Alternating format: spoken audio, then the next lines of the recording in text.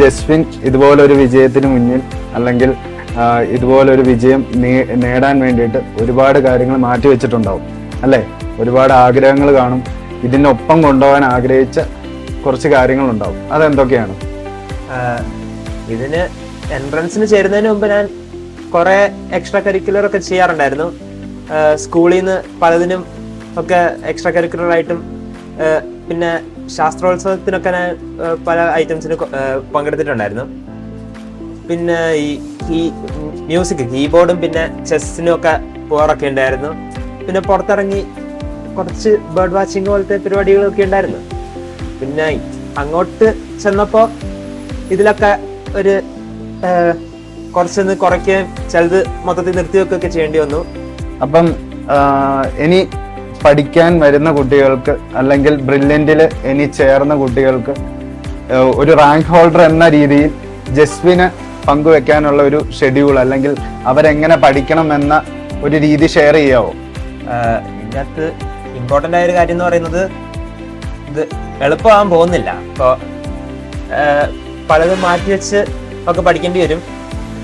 പിന്നെ ഈ വേണമെങ്കിൽ കുറച്ച് ബ്രേക്ക് എടുക്കാം. പക്ഷെ ഒരു ദിവസം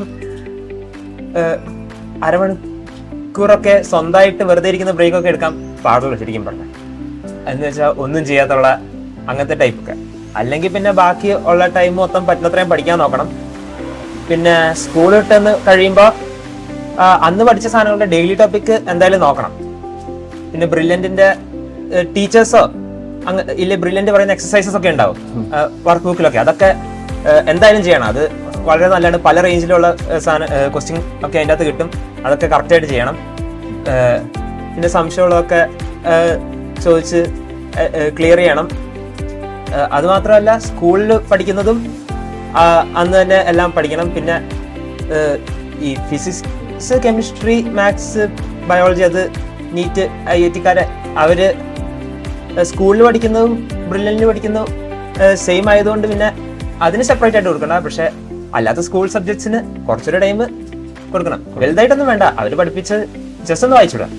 ഒരു സ്കൂൾ ബേസ്ഡ് എക്സാം എന്ന് പറഞ്ഞാൽ ഉറപ്പായിട്ടും തിയററ്റിക്കൽ ബേസ് ചെയ്ത് ഡിസ്ക്രിപ്റ്റീവ് ആയിട്ടുള്ള ഒരു എക്സാം ആണ്. അതിൽ നിന്ന് മാറ്റി വെക്കുമ്പം നമ്മുടെ എൻട്രൻസ് ഓറിയന്റഡ് ആയിട്ടുള്ള ഒരു പ്രിപ്പറേഷൻ മോൻ സ്കൂളിന്റെ ഒപ്പം എങ്ങനെയാണ് ക്യാരി ഓൺ ചെയ്തത്? അതാ പറഞ്ഞേ, എല്ലാ ദിവസവും പഠിപ്പിക്കുന്ന ഡെയിലി ടോപ്പിക്സ് പഠിക്കണം. അപ്പൊ ഡെയിലി ടോപ്പിക്സ് പഠിക്കുക എന്ന് പറയുന്നത് സത്യം പറഞ്ഞാൽ ആ തിയറി പഠിക്കലാണ്. കാരണം പഠിപ്പിക്കുന്ന തിയറിയാണ്. അപ്പൊ ഡെയിലി അത് കവർ ചെയ്യുമ്പോൾ ആ തിയറി അതിൻ്റെ കൂടെ കവർ ചെയ്ത് പോകണം. പിന്നെ അതിന്റെ ഒപ്പം എൻട്രൻസിന് വേണ്ടി ക്വസ്റ്റ്യൻസ് ചെയ്ത് പ്രാക്ടീസ് ചെയ്യും. അതെ.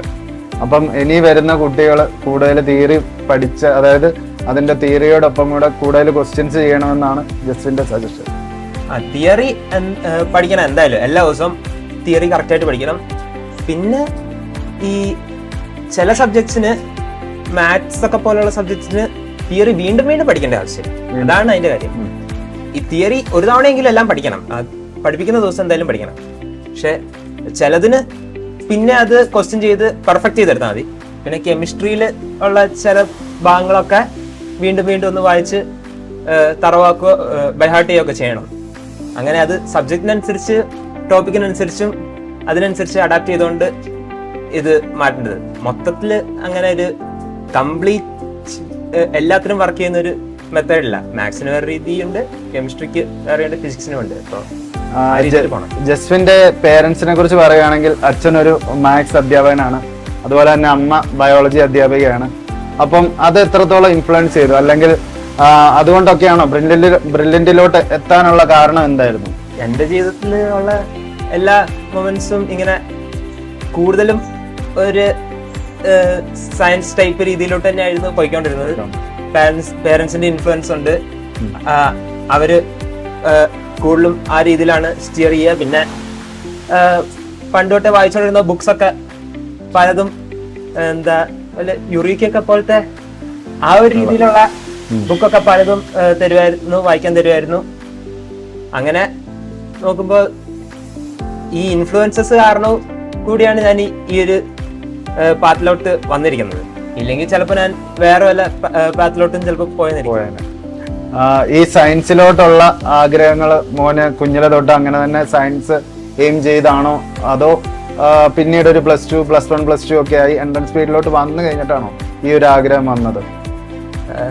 അത് ചോദിച്ചാ ഭയങ്കര ചെറുപ്പം തൊട്ടുള്ളതല്ല, അത് ഭയങ്കര ചെറുപ്പത്തില് സാധാരണ പിള്ളേരെ പോലെ എന്താ എനിക്ക് പോലീസ് ആവണം, എനിക്ക് അതാവണം ഇതാവണം എന്നൊക്കെ ഇങ്ങനെ, പിന്നെ അത് പതുക്കെ പതുക്കെ ഗ്രാജുവലി ഡെവലപ്പ് ചെയ്ത് തന്നെയാണ്. പെട്ടെന്ന് ഒരു ദിവസം ഡ്രോപ്പ് ചെയ്തതല്ല. അല്ല, +1 +2 എൻട്രൻസ് ഓറിയന്റഡ് ആയിട്ട് പഠിക്കുമ്പോൾ മോന് നോർമലി സ്റ്റുഡൻസ് MBBS എഞ്ചിനീയറിംഗ് എന്ന ലക്ഷ്യത്തോടു കൂടി നിൽക്കുമ്പോൾ മോനൊരു സയൻസ് ഫീൽഡിലോട്ട് ലക്ഷ്യം അപ്പൊ തന്നെ ഉണ്ടായിരുന്നു, അതോ MBBS എഞ്ചിനീയറിംഗ് ഒക്കെ തന്നെയാണോ ലക്ഷ്യം വെച്ചിരുന്നത്? എനിക്ക് കൂടുതൽ താല്പര്യം റിസർച്ച് ടൈപ്പ് ആയിരുന്നു. അത് പിന്നെ എഞ്ചിനീയറിംഗ് മെഡിക്കൽ ആയാലും ഏത് ഫീൽഡിലാണെങ്കിലും റിസർച്ച് ചെയ്യാൻ പറ്റും അതറിയായിരുന്നു. അതുകൊണ്ട് പിന്നെ ഞാൻ അതില് വലിയ കുഴപ്പമില്ല. പിന്നെ കൂടുതലും റിസർച്ച് ചെയ്ത് കാര്യങ്ങൾ കൂടുതൽ അറിയാൻ വേണ്ടിയാണ്.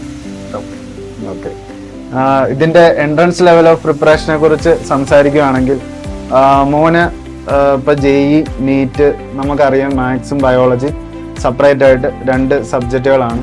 മോൻ ഏതിനായിരിക്കും കൂടുതൽ ഇമ്പോർട്ടൻസ് കൊടുത്തിരുന്നത്?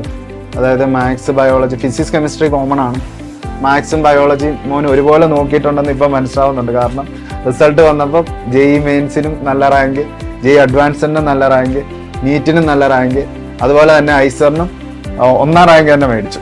അപ്പം അത്രയും കിട്ടണമെങ്കിൽ ഒരുപക്ഷെ ഒരു കുട്ടി സ്വാഭാവികമായിട്ട് ഒരു നീറ്റിന് പഠിക്കുന്ന കുട്ടി ഫിസിക്സ് കെമിസ്ട്രി ബയോളജി മാത്രം പഠിച്ചാൽ പോലും അവർക്ക് അതിന് തന്നെ ടൈം കിട്ടുന്നില്ല. അപ്പം മോനൊരു നല്ലൊരു ടൈം മാനേജ്മെന്റ് അതിൽ കൊണ്ടുവന്നെന്ന് ഉറപ്പാണ്. അപ്പൊ അതിനെക്കുറിച്ച് കുട്ടികൾക്ക് ഷെയർ ചെയ്യാവോ? അതില് ഒരു ഇമ്പോർട്ടന്റ് പാർട്ട് എന്ന് പറയുന്നത് സ്കൂൾ ടോപ്പിക് ഒഴിവാക്കാതിരിക്കല് അതിന്റെ ഇമ്പോർട്ടന്റ് പാർട്ടായിരുന്നു. ബ്രില്യന്റില് മാത്സ് ആണ് പഠിച്ചെങ്കിലും സ്കൂളിൽ അവര് ബയോളജി പഠിപ്പിക്കുന്നുണ്ട്. അപ്പൊ ഞാൻ അത് എല്ലാ ദിവസവും നോക്കാറുള്ള കൊണ്ട് അതിലൊരിക്കലും ടച്ച് വിട്ടിട്ടില്ല. പിന്നെ എൻട്രൻസിന്റെ എക്സാമിന്റെ ആ ഫേസിനോട് അടുത്തെത്തിയപ്പോ ഞാൻ പിന്നെ അതിന്റെ അകത്ത് കുറച്ചും കൂടി ഒന്ന് ഫോക്കസ് ചെയ്ത് കുറച്ചുകൂടി ടൈം കൊടുക്കാൻ തുടങ്ങി. എക്സാമിന്റെ അടുത്തെത്താറായപ്പോ ഒരു സെപ്റ്റംബർ ആയപ്പോഴേക്കും ഞാൻ കുറച്ചുകൂടി ഫോക്കസ് കൊടുക്കാൻ തുടങ്ങി. അങ്ങനെയായിരുന്നു പോയത്. അതുപോലെ തന്നെ ഓരോ വീക്ക്ലി എക്സാം കഴിഞ്ഞപ്പോഴും നമ്മുടെ ഡയറക്ടേഴ്സ് മോനെ കോണ്ടാക്ട് ചെയ്തിട്ടുണ്ട്, എങ്ങനെയൊക്കെയാണ് പഠിക്കുന്നത്, അല്ലെങ്കിൽ മീറ്റിംഗ് ഉണ്ടായിരിക്കും. അപ്പം മോനെ ഡയറക്ടേഴ്സ്, ബ്രില്യന്റിന്റെ ഡയറക്ടേഴ്സ് എത്രത്തോളം ഇൻഫ്ലുവൻസ് ചെയ്തിട്ടുണ്ട് മോനെ ഈ ഒരു വിജയത്തിന് വേണ്ടിയിട്ട്, അല്ലെങ്കിൽ ഇതിന്റെ ഒരു പ്രിപ്പറേഷന് വേണ്ടിയിട്ട്? പലപ്പോഴും പല ഡയറക്ടേഴ്സും ഒക്കെ ഞങ്ങളുടെ ക്ലാസ്സുകളിലൊക്കെ വരാറുണ്ടായിരുന്നു, മീറ്റിംഗ് ഒക്കെ ഉണ്ടായിരുന്നു. അപ്പോൾ അതൊക്കെ നല്ല ഇൻസ്പിറേഷണൽ ആയിരുന്നു. പിന്നെ ചിലര് ഇൻസ്പയർ ചെയ്യും, ചിലര് ഇതിന് ആവശ്യമുള്ള ഇൻഫർമേഷൻ തരും. അപ്പൊ അതെല്ലാം ഇതിലോട്ടിട്ടാൻ വളരെയധികം സഹായിച്ചിട്ടുണ്ടായിരുന്നു.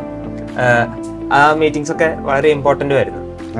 അപ്പം ജസ്വിൻ ഒരുപാട് ത്യാഗങ്ങൾക്കപ്പുറം രാജ്യത്ത് 1ാം റാങ്ക് ഐസറിന് നേടി.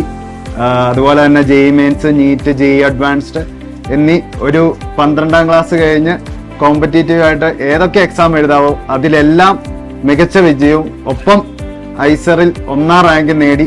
ബ്രില്യന്റിനും അതുപോലെ തന്നെ കേരളത്തിനും നാടിനും എല്ലാം അഭിമാനമായിട്ടാണ് ജസ്വിൻ ഇന്ന് ഇവിടെ നിൽക്കുന്നത്.